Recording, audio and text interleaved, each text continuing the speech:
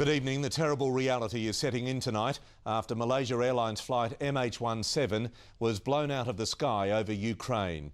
298 people were killed, 28 of them Australians. Their plane, a Boeing 777, shot down by a surface-to-air missile.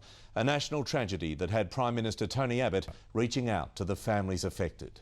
We bleed for them, we grieve for them, and we will do everything we can to ensure that the perpetrators of this are identified and, as far as is humanly possible, brought to justice.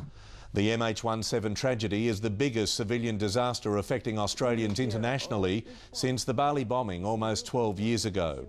These are some of the faces of the 28 Australians who lost their lives. Among them, Philomena Tiernan, a teacher at Catholic Girls' School King Koppel in Sydney's East, and Perth man Nick Norris, who took 3 of his primary school-age grandchildren on a trip to Amsterdam. There have also been stories from those who, by a stroke of luck, escaped the fatal flight. These newlyweds were booked on the flight, but at the last minute caught an earlier flight, arriving safely in Adelaide this morning. We're, feeling lucky, but at the same time, just hearts bleed for these families that, expecting their loved ones to come home.